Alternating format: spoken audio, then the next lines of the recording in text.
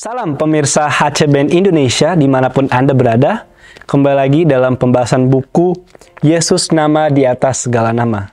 Saya mengundang semua pemirsa HCBN Indonesia untuk kembali lagi melakukan hal yang benar dan mencoba selalu melihat diri kita dan membetulkan kesalahan-kesalahan kita menjadi orang yang lebih baik lagi dan selalu bersandar kepada Kristus saja. Judul kita adalah Sumber dan Penyempurna Iman. Ayat inti kita terdapat di Wahyu 3 ayat 18. Maka aku menasihatkan engkau, supaya engkau membeli daripadaku emas yang telah dimurnikan dalam api, agar engkau menjadi kaya, dan juga pakaian putih, supaya engkau memakainya, agar jangan kelihatan ketelanjanganmu yang memalukan. Yesus menunjukkan kuasa pengajaran palsu yang membinasakan penghargaan dan kerinduan seorang terhadap kebenaran. Tiada seorang pun katanya yang telah minum anggur tua ingin minum anggur yang baru, sebab ia akan berkata, anggur yang tua itu baik. Segala kebenaran yang telah diberikan kepada dunia melalui para nabi dan bapa bersinar dalam suatu keindahan yang baru dalam perkataan Kristus. Tetapi ahli-ahli Taurat dan orang Farisi tidak merindukan anggur yang baru ini, sehingga walaupun kosong dari tradisi lama, adat istiadat serta kebiasaan, dalam hati mereka tidak terdapat suatu tempat apapun bagi pengajaran Kristus. Dari paragraf pertama, kita bisa melihat bahwa Yesus menunjukkan ada orang-orang, yaitu orang Farisi itu, di mana mereka tahu tentang kebenaran. Mereka mengabarkan hal yang palsu karena mereka diri saja tidak menerima tentang kebenaran itu. Dan mereka tidak suka tentang kebenaran itu walaupun mereka adalah orang-orang Farisi. Orang-orang yang tahu tentang kebenaran. Orang-orang yang harusnya menuntun orang-orang yang mau merindukan kebenaran itu. Tetapi justru mereka menuntun mereka ke dalam pekabaran yang tidak benar. Mereka lebih suka adat istiadat. Lebih suka hal-hal kebiasaan-kebiasaan tradisi-tradisi lama. Mereka menomorsatukan tradisi. Kalau kita sudah tahu kebenaran, tetap fokus untuk melakukan apa yang benar. Jika kita bahwa itu benar, ya lakukan itu benar. Jika salah, ya jangan kita lakukan. Seakan-akan melakukan kebenaran, tapi hati mereka kosong, tidak mau mempraktekkannya. Mereka juga iri kepada Kristus. Kenapa Yesus yang orang biasa-biasa saja tapi tahu kebenaran di mata mereka? Tapi justru Yesus mengatakan kepada mereka, seharusnya engkau orang Farisi yang tahu, harusnya mengakui kebenaran itu. Tapi saking orang Farisi membenci Yesus, karena Yesus saking benarnya. Kembali ke dalam diri kita, apakah kita sudah menjadi orang yang benar? Kita sudah tahu kebenaran Kristus dari muda. Kita tahu apa yang benar. Ketika Yesus mau mengubah hidup kita, ya itulah untuk sesuatu yang baik untuk dalam diri kita sendiri. Gampang buat Yesus, mungkin kita berkata seperti itu. Janganlah kita membuat alasan bahwa itu yang membuat kita tidak mau melakukan yang benar. Yesus, ingat Yesus adalah 100% manusia, 100% Tuhan. Dia bisa saja menggunakan kuasanya, kuasa yang besar. Tetapi dia tidak menggunakan itu untuk meninggikan dia sendiri. Justru dia mau merendahkan diri sampai menjadi seorang hamba. Jadi pelayan untuk umat-umat manusia. Jangan kita menjadi orang Farisi itu. Kita tahu kebenaran, kita tahu semua nubuatan, kita tahu apa yang benar. Tapi yang kita fokus adalah diri kita sendiri. Kita mau diangkat. Kita mau orang melihat bahwa diri kita yang benar. Itu adalah sesuatu yang Tuhan tidak mau kehendaki dalam diri kita. Kristus mempunyai karakter yang rendah hati. Tuhan tidak mau menunjukkan bahwa dia adalah yang hebat. Walaupun memang Tuhan itu adalah sangat hebat. Tapi sehebat-hebat Tuhan, sebesar kuasanya Tuhan, dia tidak mau menunjukkan bahwa dia adalah seseorang yang mempunyai kuasa yang besar.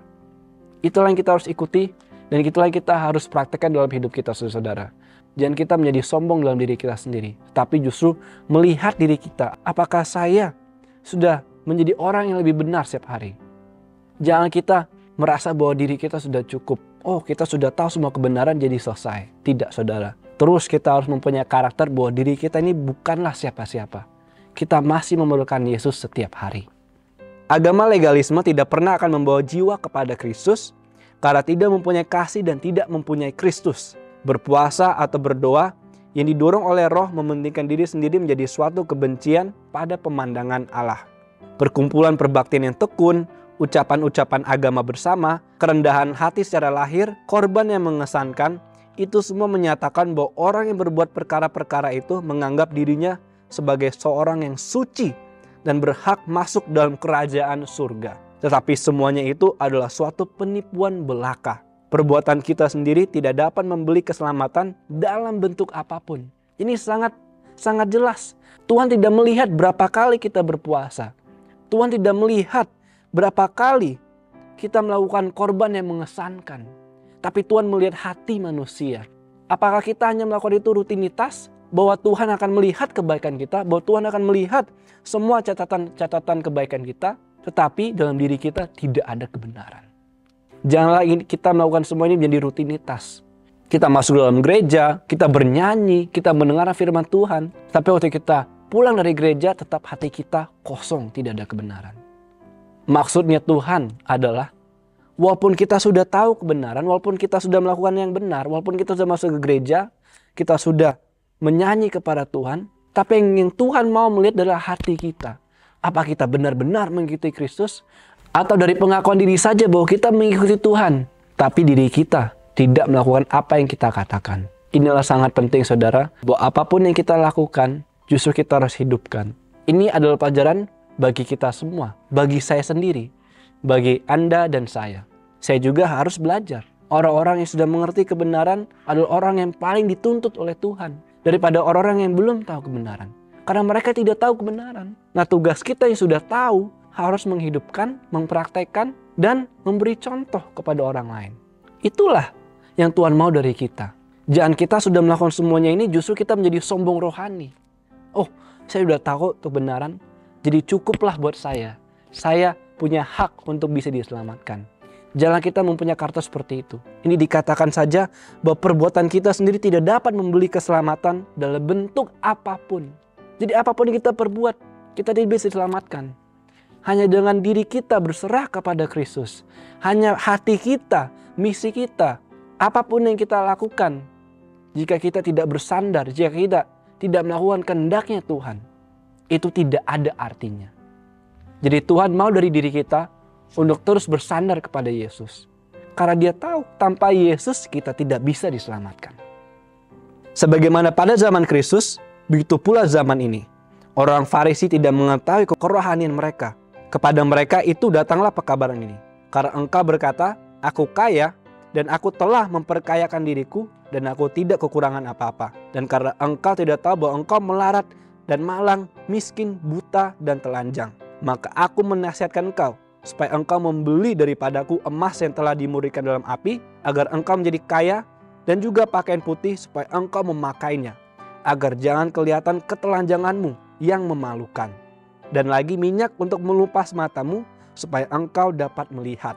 Wahyu 3:17 dan 18. Iman dan kasih adalah emas yang telah diuji di dalam api. Tapi bagi kebanyakan orang, emas itu telah pudar, dan harta yang mewah itu telah hilang. Kebenaran Kristus bagi mereka itu bagaikan suatu jubah yang tidak dapat dipakai, suatu sumber air yang tidak dapat dijamah.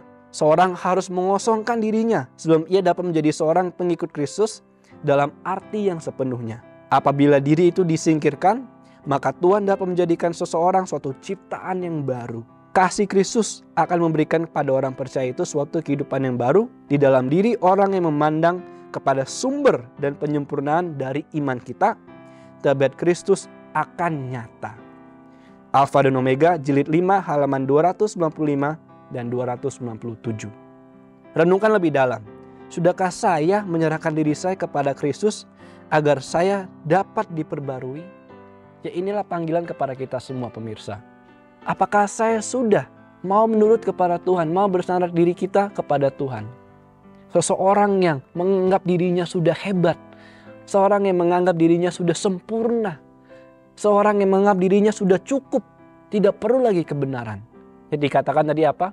Dia tidak mempunyai iman yang sesungguhnya. Seorang yang punya iman adalah seseorang yang tidak percaya kepada dirinya sendiri, tapi hanya percaya kepada Tuhan.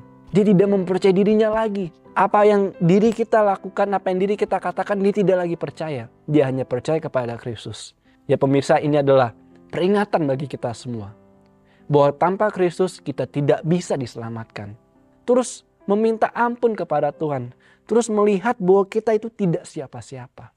Tuhan mau membantu kita untuk mau diselamatkan.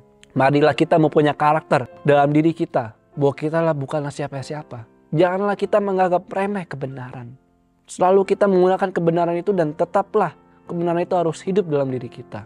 Kita semua harus belajar. Memang betul kita tidak sempurna. Tetapi ketika kita mau mempunyai karakter untuk menjadi sempurna. Bukan berarti kita tidak ada harapan lagi, tidak. Kita ada harapan setiap hari untuk menjadi orang yang lebih baik. Jadi inilah pelajaran bagi kita saudara-saudara.